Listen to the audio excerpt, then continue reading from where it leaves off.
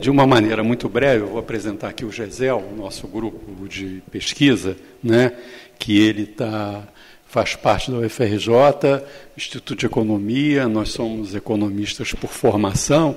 Essa casa aqui, o Instituto de Economia, a Faculdade de Economia, Faculdade Nacional de Ciência Econômica Antiga Nacional, agora em dezembro faz 80 anos, né, nós começamos essa instituição em 1938, 16 de dezembro, com a palestra de Santiago Dantas.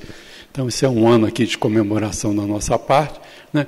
Nós temos Espera aí, eu estou aqui. Bom, a nossa missão aqui é produzir conhecimento e de inovação focada, acima de tudo, na questão regulatória, né? Nós somos economistas, né?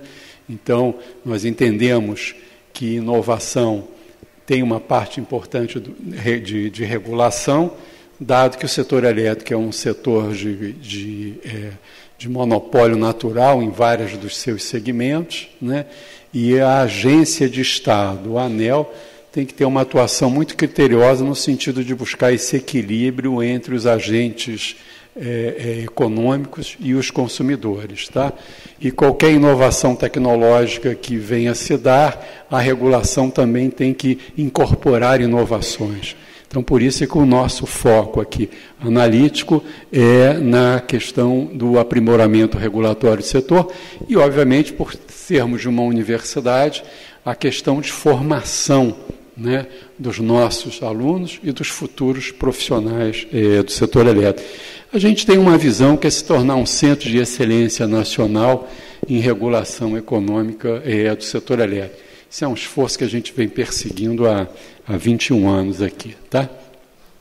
As nossas atividades principais, obviamente, são os projetos de P&D, treinamento e formação de recursos humanos, seja internamente, e nós estamos fazendo agora um esforço de levar essa nossa competência de ensino para as empresas e para as instituições públicas que atuam no setor elétrico. A gente tem uma parte de projetos de consultoria muito associada a audiências públicas que o GESEL participa, tá? E, obviamente, uma preocupação crescente com essa estratégia de mídia social, de divulgar a produção científica do nosso grupo, da UFRJ, para a sociedade, né? Nós entendemos que, cada vez mais, as instituições que formam uma universidade têm que ter uma relação muito grande com a sociedade, né?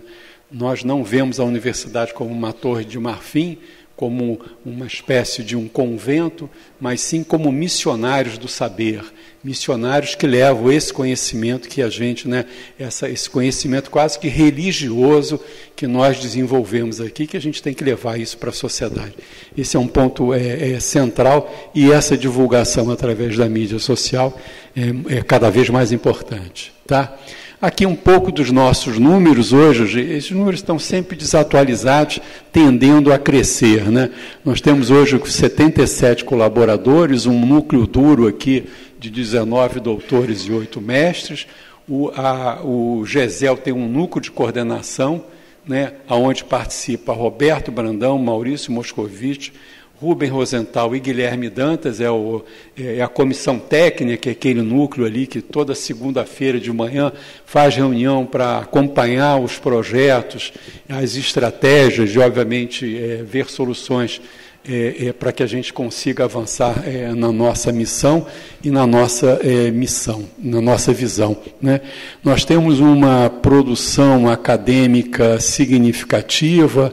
Esse número já está desatualizado, mas são mais de 65 artigos associados aos projetos de P&D, 81 textos de discussão. Nós acabamos de lançar agora já, procurando dar subsídios para o setor elétrico, para o próximo leilão de transmissão, um estudo, até com a participação do professor Sidney Martins, da USP, que é um professor pesquisador associado aqui do nosso grupo, nós analisamos todos os leilões de transmissão de 1999 a 2007, procurando identificar tendências. Esse é o nosso último P&D. O próximo, 82, é sobre Conselho de Consumidores, que é um dos P&Ds que a gente está desenvolvendo. Temos 10 livros publicados, os 2 últimos livros estão aqui, que é sobre geração distribuída. Esse livro vai nos ajudar nossa participação no Seminário Internacional da semana que vem, promovido pela ANEEL, e um outro sobre indicadores financeiros, que a gente contou com o apoio da CPFL, derivado de um projeto de P&D. Toda a nossa produção científica, de certa maneira, está associada aos projetos de P&D. Tá? Obviamente, nós também realizamos seminários nacionais e internacionais, muitos deles em Portugal, sempre com o apoio da EDP de Portugal, com quem a gente tem uma relação muito intensa e que nos estimula muito, né? Porque, na realidade, Portugal, por fazer parte da União Europeia, ela enfrenta todos os desafios que a União Europeia enfrenta do ponto de vista do desenvolvimento do setor elétrico, né, da unificação, da questão de meio ambiente, de digitalização, então, da mudança de matriz, são temas que eles enfrentam e que, no fundo, nós, no futuro, enfrentamos. Então, esse relacionamento com Portugal é muito grande e a EDP tem nos ajudado muito nesse relacionamento. E temos também uma atividade, esse número está completamente defasado, que é os nossos artigos publicados em jornais e meios de comunicação. Atualmente, toda semana, ou no broadcast, quinzenalmente, e no canal Energia, nós publicamos artigos derivados dos nossos projetos em desenvolvimento. E temos também aqui uma produção do informativo eletrônico, que é distribuído para mais de 10 mil pessoas do setor elétrico, sendo que hoje a gente vai distribuir o número 4.572. Nós temos uma equipe de pesquisadores júnior, que são os alunos de graduação, de segundo, terceiro, quarto período, que nos ajudam nesse projeto de pesquisa, fazendo um acompanhamento conjuntural do setor elétrico. Isso é um trabalho aqui que a gente considera muito relevante. Aqui um pouco da nossa rede de cooperação, né, destacando o que nós temos aqui no UFRJ, em especial aqui com a Rede CIS, que é coordenada pelo professor Cassiolato, né, que também está fazendo 21 anos em 2018, né, com instituições da Alemanha, com o IBMEC, com instituições de Portugal, aqui é muito nosso relacionamento. Acabamos de firmar um acordo também com a Agência Reguladora de Portugal, com a ERSE, um acordo de cooperação, tá? Que teve início agora, dia 11 de maio, num seminário internacional realizado lá em Lisboa, né? Com a USP, com Colômbia, com instituições norte-americanas. Tá?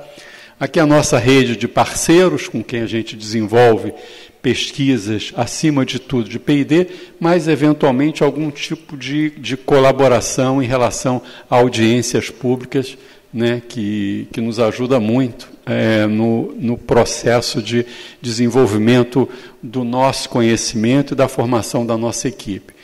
Eu acho que é muito importante destacar esse acordo de cooperação adicional que o GESEL tem com a ANEEL, com a EPE, com a Câmara de Comercialização, com o INS, com o BNDES, com o IBAMA.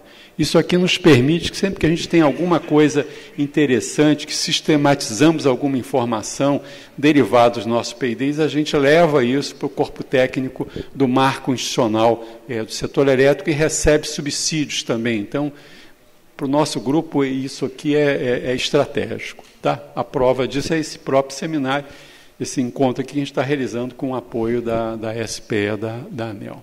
Tá?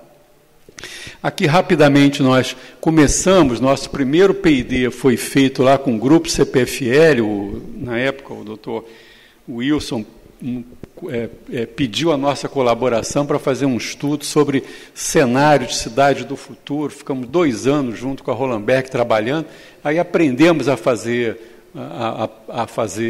P&D, Ficamos 2 anos aprendendo lá com a SPE, lá da ANEEL, como que era um PID, o manual, escrevendo, porque aquilo lá é uma coisa de muita responsabilidade e de muita complexidade.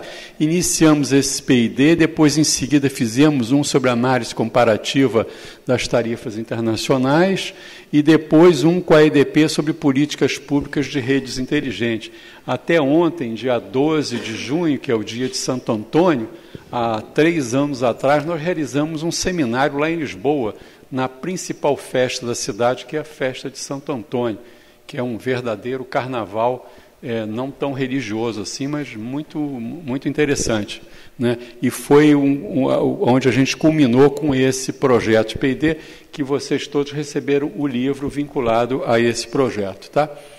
E atualmente a gente está desenvolvendo 6 projetos de PID, esse com a CPFL, que é esse livro que eu acabei de apresentar para vocês, que no dia 29 de junho vai ter um workshop lá na Câmara de Comercialização, possivelmente com a presença do Dr. Romeu, onde a gente vai concluir esse PID, tá?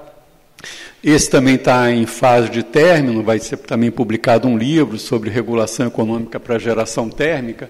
A CIMES, por exemplo, é um grupo muito interessado neste tema, a Eneva também, por quê?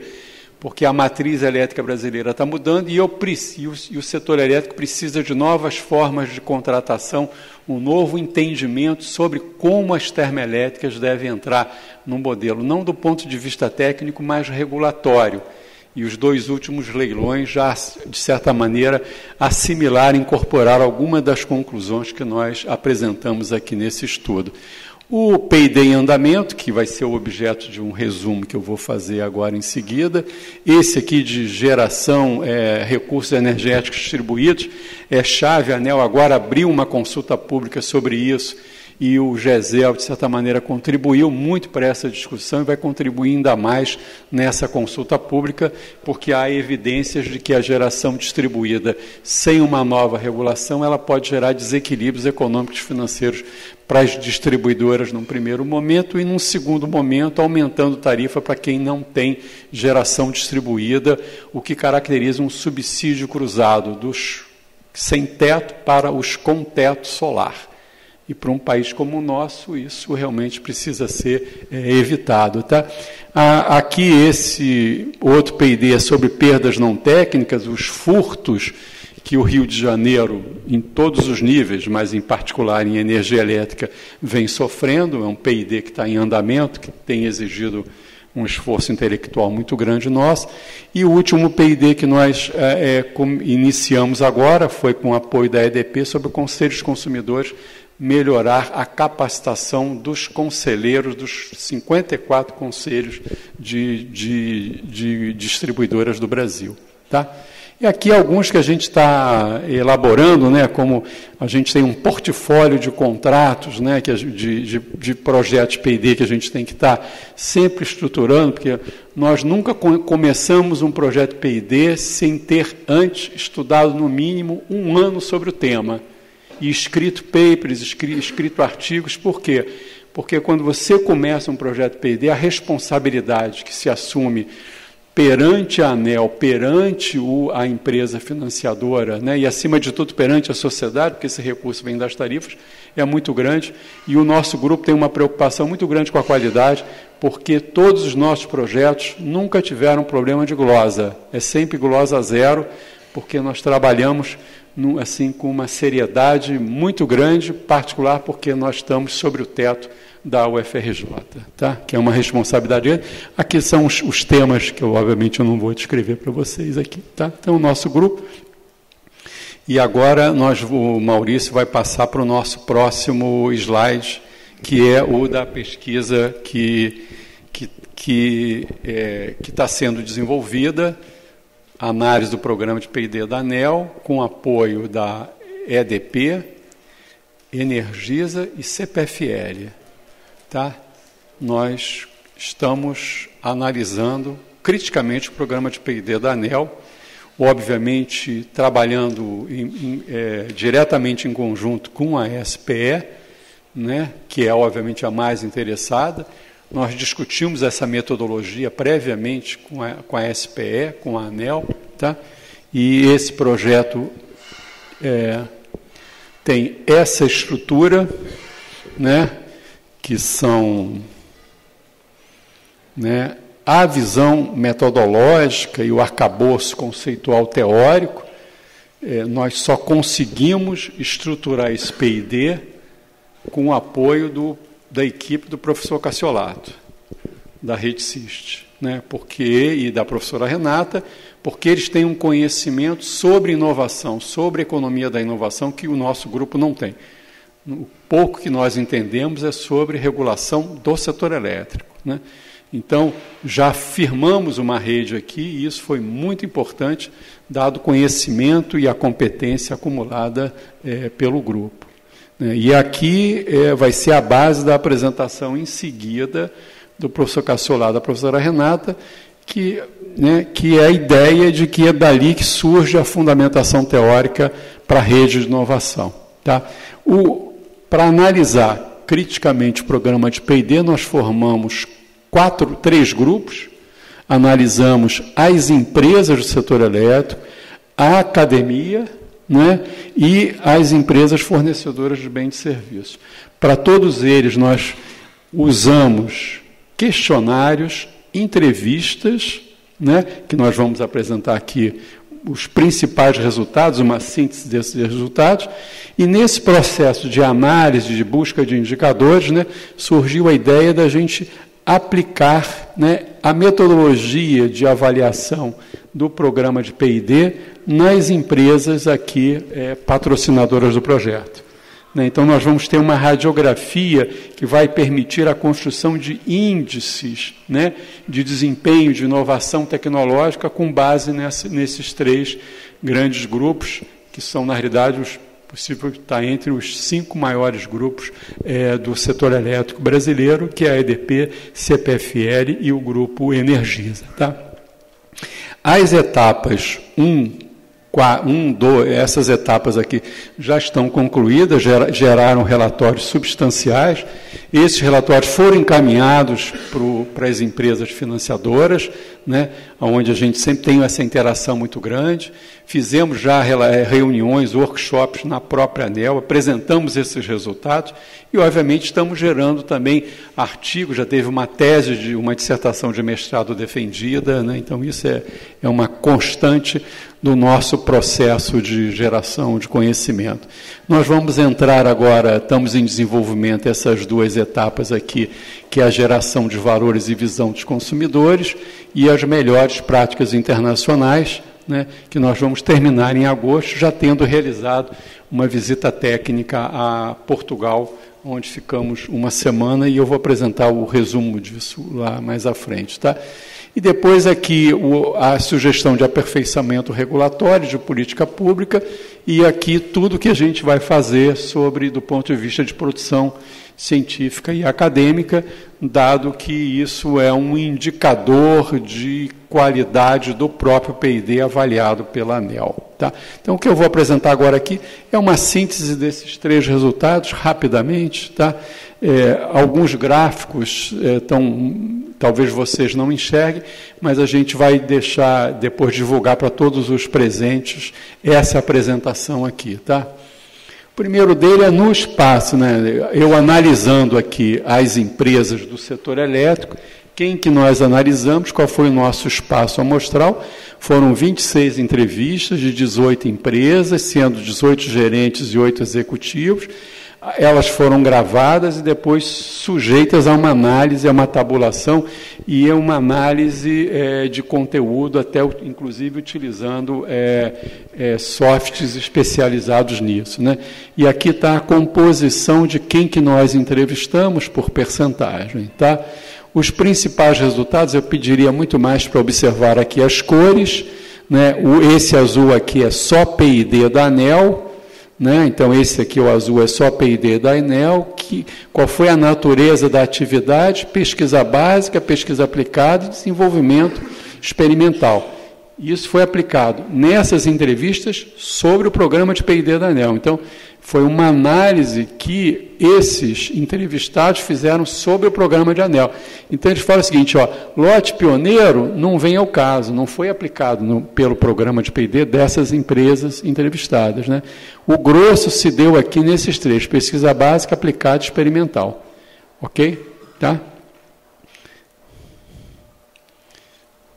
E o que a gente, reforçando aqui o que eu acabei de falar, que o grosso das respostas foi nessa direção, e as baixas aqui, o que indica que na fase final do ciclo de inovação houve a constatação de poucos investimentos nessa área, o que caracteriza, já dá um sinal da importância de uma formação de rede de inovação para você completar o ciclo do processo de inovação através do programa de P&D da ANEEL.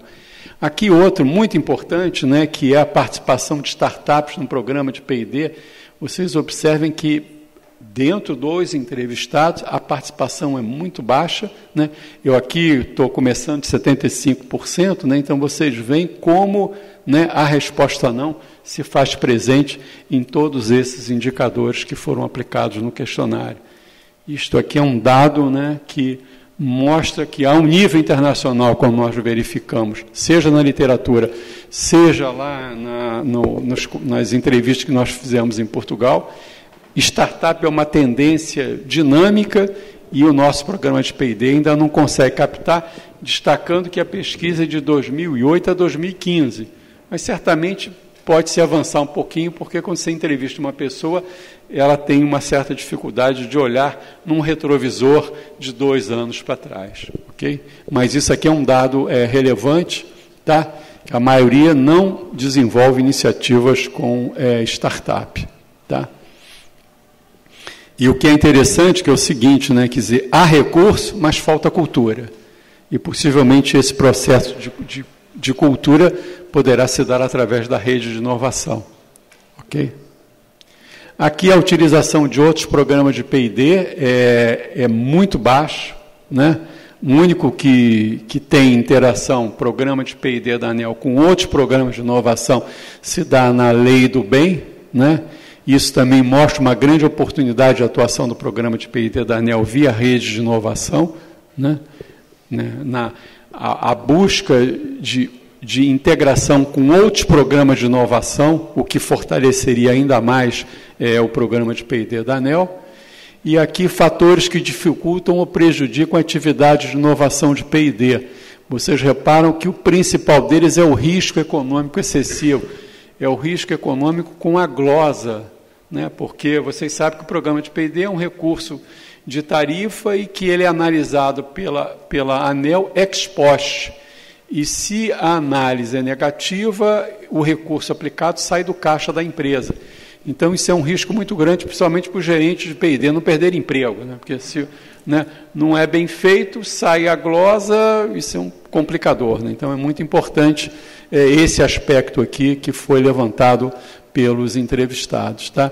E como são definidos temas, né, o desenvolvimento de projetos em parceria, que foi o principal deles, o que mostra que há um potencial grande para a criação e desenvolvimento de rede de inovação, na medida em que os temas saem, em grande medida, por parceria, né, o que já é um indicador do potencial de rede de inovação.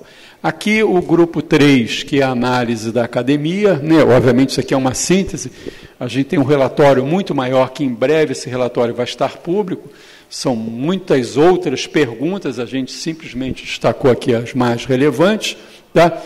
A metodologia adotada foi em 3 etapas. Primeiro, a análise do banco de dados CNPq, do LAT, depois do próprio banco da ANEEL. Né, nós tivemos acesso, obviamente, guardada os sigilos tradicionais dos nomes dos envolvidos, das empresas envolvidas, e, por fim, uma análise de informação primária que se deu através de entrevistas. Okay? Aqui a metodologia foi adotada, né? A gente constatou 1.300 litros de grupos de pesquisa, pela ANEEL quase 4.600 pesquisadores envolvidos, analisamos os currículos com base no LAT, projetos de pesquisa, e depois os projetos de pesquisa de energia elétrica no Brasil, que totalizaram 12 mil projetos. E aqui as entrevistas que nós realizamos, das entidades e dos números de entrevistados, né, pegando os principais estados, as principais instituições. Obviamente que algumas não é um censo, é uma amostra, mas a gente entende que os resultados são bastante consistentes do ponto de vista estatístico. Esse é um dado muito importante, o que mostra como é que o próprio programa da ANEEL tem ajudado muito, que é a formação de grupos de pesquisa. Tá? Eu estou, então, numa tendência exponencial de formação de grupo, o que reforça o potencial do conceito de rede de inovação. Aqui a localização territorial dos grupos de pesquisa, obviamente, a própria atividade econômica, a própria concentração econômica de PIB e tal, ela acaba se refletindo aqui, né? E nós identificamos aqui os grupos de pesquisa, aonde eles estão localizados, né? Por estado, o número deles. Obviamente, prevalece São Paulo, prevalece Rio, prevalece Minas Gerais. Tá? Outro dado muito importante levantado pela pesquisa foram as parcerias dos grupos de pesquisa, né? Quer dizer, esses dados nos levaram a essa constatação de que rede de inovação, a gente está indo nessa direção, e essa tabela e esse gráfico, acima de tudo, demonstra isso, né? As parcerias que foram feitas entre os grupos, então Minas Gerais, São Paulo, Rio de Janeiro, Rio Grande do Sul, né, Paraná, o LAPTEC certamente tem um papel aqui importante nesses dados, né, nesses números aqui. Okay? E aqui não dá para explicar, mas já dá para ver que a rede ela já está tomando essa dinâmica aqui, né, bastante interessante, as empresas, né, as empresas de distribuição, geração, e com quem que elas fazem o número de projetos que foram feitos. Ok? E, por último, o grupo 4, que é os fornecedores de bens e serviços, as empresas, né, que atuam nessa área. Nós realizamos entrevistamos 49 empresas. Aqui está a distribuição geográfica, aqui está o tamanho das empresas prevalecendo as médias e grandes, tá, nas entrevistas. E aqui os indicadores de capacidade competitiva, que foi uma das perguntas feitas, prevalecendo aqui conhecimento técnico e qualidade de mão de obra, e lá no fim o desenho e o estilo dos produtos. Tá? Outra pergunta importante, como são empresas, né, que atuam com inovação, que desenvolvem projetos, obviamente esses valores aqui são significativos. A participação da área de inovação no planejamento estratégico da empresa, é óbvio, né? Na Simes, imagina, né, o quanto que a diretoria de inovação atua diretamente no planejamento estratégico. Né? Isso também é um fenômeno que a gente está observando nas próprias empresas do setor elétrico. Tá? A área de inovação está ganhando papel relevante no planejamento estratégico. Tá? Aqui o perfil da realização das atividades de inovação, reitero, analisar pelas cores, só programa de P&D, sim, ambos, né? Então, olha, só programa de P&D, esse azul aqui. Se eu junto com ambos, eu vou aqui pesquisa básica, pesquisa aplicada e desenvolvimento experimental. Tá? Cabeça de série, pouco. Aquisição externa de produtos, pouco. Programa de gestão e qualidade de modernização, pouco. Ou seja, esse aqui é um quadro que reitera essa concentração do programa de P&D em pesquisa básica aplicada e desenvolvimento experimental. Tá? E acredito que seja, por último, índice de importância de parcerias com inovação, muito com a empresa, pouco com instituições de ensino, instituições de científico e tecnológico, onde as universidades estão incluídas aqui, que é um dado que merece uma análise mais profunda que nós iremos realizar. E aqui índices de fontes externas de informação, né, basicamente com o cliente e outras empresas do setor de inovação. Tá? Aqui 2 slides sobre o que nós fizemos em Portugal, obviamente, além daquele bacalhau e do vinho Douro, porque também ninguém é de ferro. Ficamos uma semana lá em Lisboa e Coimbra, tá? Numa atividade intensa. Você vê, em 5 dias nós realizamos 13 entrevistas e um seminário internacional na ERSE, tá? Bastante cansativo. Fui eu, a professora Renata e o pesquisador aqui, Antônio Lima, tá? Obviamente voltamos um pouco mais gordo, mas isso faz parte, né, do ofício, tá? Realizamos entrevistas com a agência reguladora, instituição de fomento e inovação, tá? E constatamos que Portugal, a questão de inovação é uma questão de política pública estratégica, porque Portugal tem a ciência e a consciência da sua dimensão territorial, populacional, econômica, e vê em inovação uma possibilidade de inserção estratégica, né, do ponto de vista de desenvolvimento econômico. Para vocês terem uma ideia, é o único país da Europa que tem um sistema de carregamento de veículo elétrico nacional.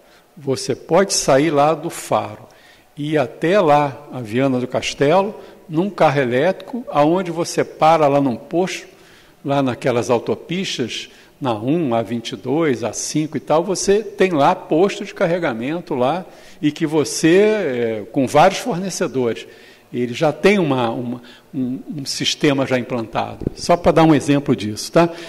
Entrevistamos também 7 empresas fornecedoras e laboratórios de pesquisa. A EFASEC é uma instituição muito importante. A EDP Inovação, tivemos lá uma reunião lá com o doutor Antônio, que coordena essa área, naquele prédio lindo, maravilhoso, ali de frente para o Tejo, que é o novo prédio da EDP. Parece até uma coisa assim, muito, muito interessante, tá? Ficamos lá uma tarde com ele explicando como é que a EDP se posiciona do ponto de vista de inovação com um laboratório, um centro de pesquisa na NEST, vinculado ao UNS deles, tá? E, obviamente, fizemos entrevistas com universidades e centros de pesquisa, tá? E daí essa visita técnica indicou as novas tendências tecnológicas, que são esses 10 itens que foram constatados aqui na nossa pesquisa. O programa de desenvolvimento de inovação tecnológica que Portugal tem, o de Portugal, normalmente ele está acoplado ao da União Europeia, ele tem esse benefício muito importante, tá? Boas práticas de inovação envolvendo os agentes. Quer dizer, e isso ficou muito claro na reunião que nós tivemos com a EDP Inovação. Quer dizer, para a inovação, a EDP é portas abertas. Ela constatou que ela não tem condição, capacidade de fazer inovação dentro só da EDP. Então, ela abre as portas, né? E esse conceito de rede de inovação é muito presente em vários programas que ela desenvolve. Nós até publicamos na segunda-feira um artigo no canal Energia sobre essa nossa visita técnica, elaborado pelo Antônio, pela professora Renata e pela minha pessoa, tá? E aqui algumas considerações que a regulação deve acompanhar o ritmo de inovação, ou seja, o regulador tem que estar presente, porque como é que eu posso botar veículo elétrico, carregamento, mexer com o setor elétrico sem regra? Como é que eu posso botar rede inteligente sem regulação? Porque é um monopólio natural da Light aqui, da CEMIG em Minas Gerais, da EDP Espírito Santo no Espírito Santo, agora da Eletropaulo, da Enel lá em São Paulo. Quer dizer, tem que ter regulação. Isso aqui ficou muito evidente lá, e o que a gente percebe lá é que a regulação sai na frente, quase que como uma espécie de já sinalizando uma política energética, que o agente regulador tem essa percepção, e é uma percepção do ponto de vista europeu, não é só de Portugal. Eu acho que o Brasil já está nessa tendência. Ontem mesmo eu participei de uma reunião para discutir a proposta da ANEEL de um leilão de eficiência energética. muito interessante, hoje, agora de manhã, está tendo até uma reunião de consulta pública lá. Tá? Criação de fundos de inovação e criação de incentivos para os consumidores. E conclusões finais desses três temas que nós analisamos. Quer dizer, a importância do P&D como um instrumento mais valioso de promoção de inovação no setor elétrico. Volto a insistir, eu acho que é uma análise consistente nossa, de que, primeiro, o setor elétrico é blindado. De quê? De tudo. Ele é blindado. Você vê que o problema de lava-jato, ele passa ex post a tudo que o modelo regulatório do setor elétrico faz. Faz leilão, contrato. Se teve lava-jato, é ex post. Né? Ele tem um marco institucional muito sólido, são mandatos. Né? A ANEEL tem um papel estratégico, né? Como se fosse assim um misto de coração e pulmão do setor elétrico brasileiro. Né? E desenvolve esse programa de P&D, que é um programa de P&D que cada vez mais, aquela própria gráfico da formação de grupos de pesquisa, indica esse desenvolvimento constante e consistente. Né? Falta um alinhamento do programa de P&D da ANEEL com as outras políticas, mas isso não é um problema do programa de P&D da ANEEL, é muito mais dessa busca de articulação, porque o programa de P&D da ANEEL tem regras muito bem definidas através do seu manual e a forma de acesso aos recursos, né? E todo o seu sistema de avaliação. Tá? Então, é muito mais uma articulação nossa, nessa ideia de formação de rede, de trazer essas políticas públicas, né, para este programa, né, que é um programa que tem resultados efetivos. Tá? Necessidade de maior integração entre o setor industrial e particularmente essa questão de startups, que aqueles resultados indicam isso.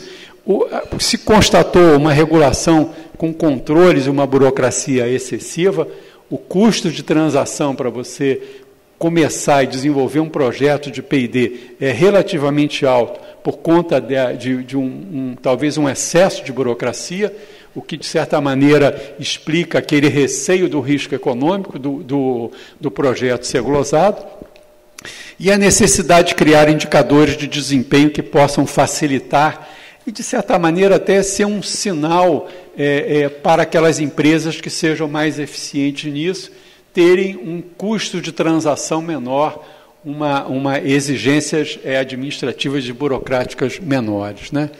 Então, por último, o grande potencial de aprimoramento do P&D pela adoção de uma estratégia de inovação, né? Isso a rede CIST, a professora Renata vão enfatizar muito agora aqui, essa ideia de visão sistêmica, que vai permitir a construção de uma rede de inovação envolvendo diversos atores para assegurar novos produtos, sistemas, processos e, acima de tudo, aprimoramento do arcabouço regulatório. Eu agradeço muito, faço questão sempre e com a devida alegria de destacar esse trabalho, só está sendo possível, gasto aqui ao professor Cassiolato e toda a sua equipe, e, obviamente, a professora Renata, que é nossa pesquisadora e professora aqui da casa. Muito obrigada, eu passo agora aqui ao professor Cassiolato para a gente começar. Obrigado.